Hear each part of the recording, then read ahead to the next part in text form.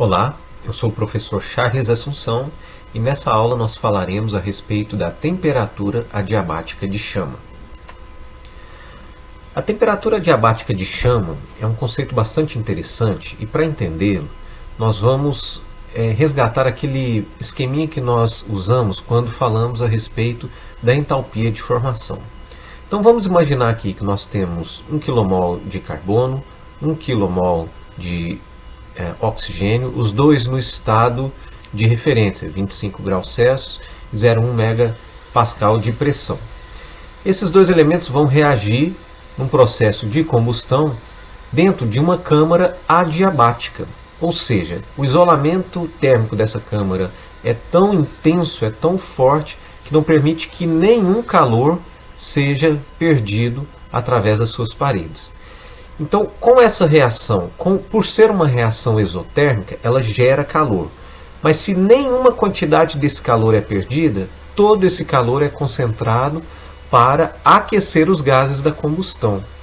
E aí, qual é essa temperatura que esses gases vão atingir? Essa temperatura é denominada temperatura adiabática de chama, ou seja, é a temperatura máxima que os gases podem atingir sob aquelas condições de relação ar-combustível, de temperatura de entrada dos reagentes. Então, dadas essas condições, a temperatura máxima que os gases produtos da combustão pode atingir é a temperatura adiabática de chama. Quanto maior o PCI ou o PCS do combustível, maior será essa temperatura adiabática de chama. E esse é um critério bastante interessante para a gente avaliar até mesmo a eficiência da combustão ou do projeto da câmara de combustão. Na prática, essa temperatura raramente ela será atingida. Isso porque as câmaras normais, comerciais, industriais, elas não são completamente adiabáticas. As superfícies estão sendo aquecidas e essas superfícies transferem calor para o exterior e outros elementos ali dentro da câmara de combustão estão sendo aquecidos às custas desse calor gerado pela combustão. Então é uma condição bastante específica, em condições talvez de laboratório, condições controladas, essa temperatura pode ser atingida, mas na prática ela não é muito comum.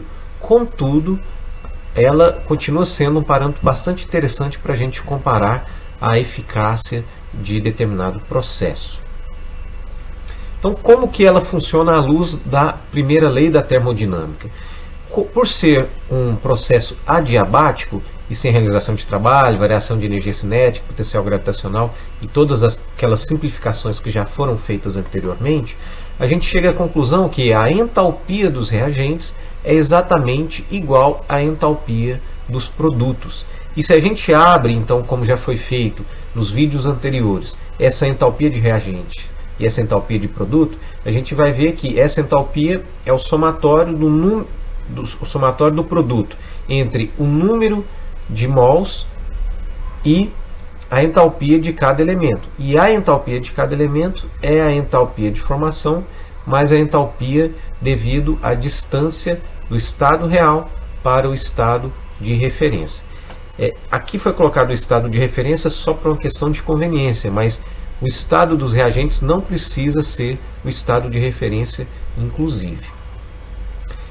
Então esse estado aqui é conhecido, contudo, esse estado aqui ele é desconhecido, porque exatamente esse termo aqui nós não vamos conhecer, porque esse termo depende da temperatura que os gases se encontram. Ora, o que a gente quer é exatamente descobrir qual é essa temperatura adiabática de chama.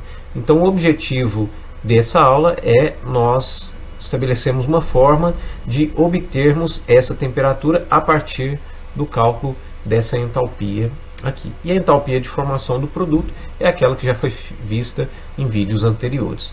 Então, para aplicar esse conceito e para facilitar a compreensão, nós vamos resolver um exercício agora. Então vamos considerar que o octano líquido a 25 graus é queimado em regime permanente com ar teórico a 25 graus Celsius numa câmara de combustão. Então a gente vai determinar a temperatura adiabática de chama e em seguida nós vamos recalcular essa temperatura considerando que o ar de combustão foi aquecido e atingiu 500 Kelvin antes da reação química. Então nós vamos calcular a temperatura adiabática de chama considerando o ar nas condições de referência e depois nós vamos aquecer o ar de combustão a 500 graus, procedimento que é bastante comum, especialmente em grandes fornos, porque isso aumenta em muito a eficiência energética, reduzindo o consumo de combustível. Então a primeira etapa sempre vai ser o balanceamento da equação química da combustão estequiométrica, para depois nós fazermos a correção com o fator lambda. Então esse combustível C8H18 nós já tínhamos feito em vídeos anteriores, então não vou gastar muito tempo aqui. Essa já é a reação da combustão estequiométrica. Fazendo o ajuste da equação química da combustão com excesso de ar, nós vamos, lá fala um lambda igual a 4, então a gente vai multiplicar a quantidade de ar por 4 e corrigir toda a equação. Então vai gerar aqui um oxigênio excedente e todos os outros valores têm que ser corrigidos. Claro, a quantidade de carbono e de hidrogênio não altera, porque a gente considera aqui, devido o hidrogênio especialmente, a gente considera aqui que o ar é seco. Então a partir da equação real, já corrigida com excesso de ar, a gente vai fazer aquele mesmo cálculo que foi feito no vídeo anterior, com essa tabelinha. Aqui a gente tem reagentes e aqui tem produtos. Nós vamos listar todos os reagentes, listar o número de mols, a variação de entalpia, a entalpia de formação, para obter a entalpia dos reagentes. E da mesma forma do lado dos produtos. Então vamos lá.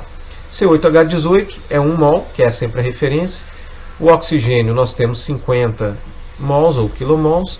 E o nitrogênio, lembrando que aqui é oxigênio porque é O2, porque na natureza a forma que se encontra o oxigênio é em O2, o nitrogênio é N2. Por isso, então, a entalpia de formação desses dois elementos é igual a zero. E como todos eles estão a 25 graus, tanto o ar quanto o combustível, a variação de entalpia é zero, porque eles já estão no estado de referência. Então, a entalpia dos reagentes se resume simplesmente ao fator devido à entalpia de formação do C8H18, que nesse caso é menos 250, 105 kJ. Do lado dos produtos, nós vamos proceder de forma semelhante, listar aqui as quantidades. Então 8 CO2, 37,5 O2, 188 N2 e 9 H2O. A questão é, nós não sabemos a temperatura a qual se encontra esses gases da combustão. Então nós vamos ter de fazer algumas estimativas, dar alguns chutes e recalcular e depois fazer uma interpolação. Então, como a gente não conhece a temperatura, a gente não conhece a variação de entalpia. Então o primeiro chute que nós vamos dar é considerar que a temperatura, aqueles gases estão a 900 Kelvin. Considerando isso, nós vamos naquela tabela mostrada em aulas anteriores, e para 900 graus nós temos qual é a variação de entalpia de todos esses elementos. Nós listamos aqui, lembrando, esses valores foram tirados da tabela mostrada na aula anterior, e aí agora a gente simplesmente faz a conta. 8 vezes 28,30 mais menos 393, 522. Dá esse valor aqui, que é a entalpia total do CO2. A gente procede de forma semelhante para cada elemento e obtém no final a entalpia total dos produtos, que é menos 775.769. Lembrando aqui, a entalpia de formação do O2 e do nitrogênio são nulas, e a da água, eu considerei a água em forma de vapor, porque a 900 Kelvin é óbvio que a água vai estar no estado de vapor. Então a gente está falando daquela entalpia de formação da água no estado gasoso. Como a temperatura é adiabática, ou seja, HR tem que ser igual a HP.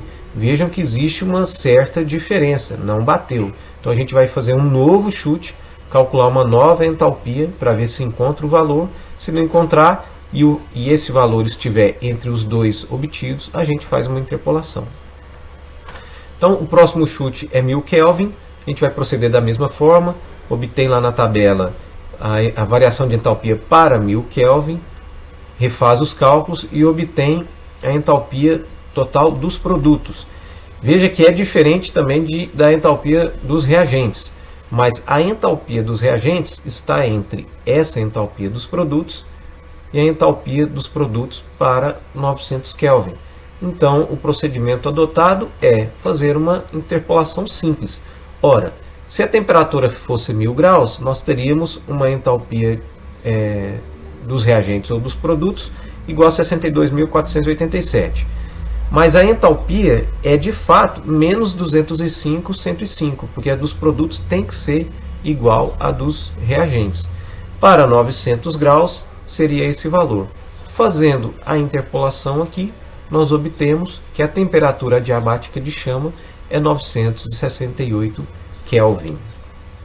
Ou seja, se nenhum calor fosse perdido, para aquela reação, os gases de combustão sairiam a 968 Kelvin.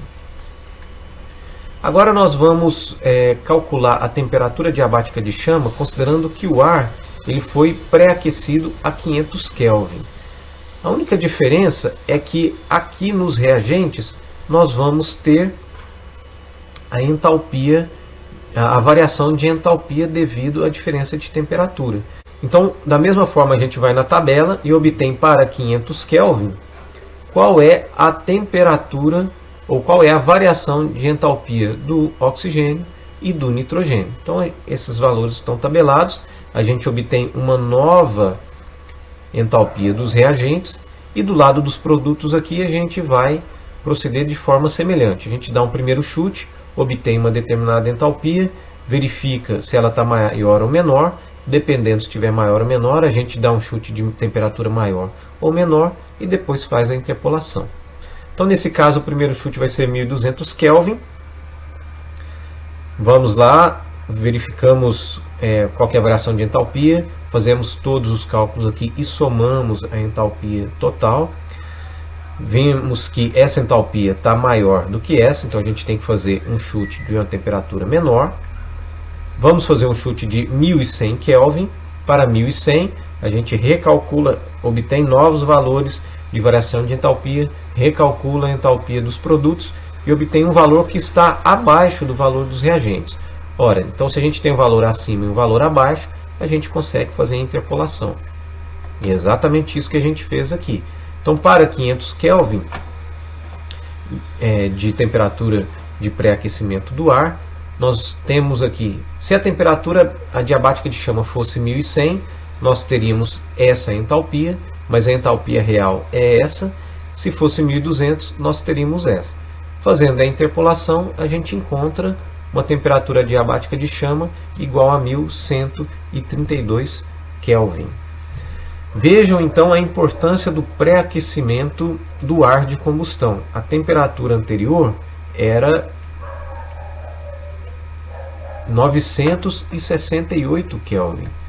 Aquecendo o ar a 500 Kelvin, os gases da combustão saem a 1132, mais quase 150 graus acima. Isso significa muita energia para o processo.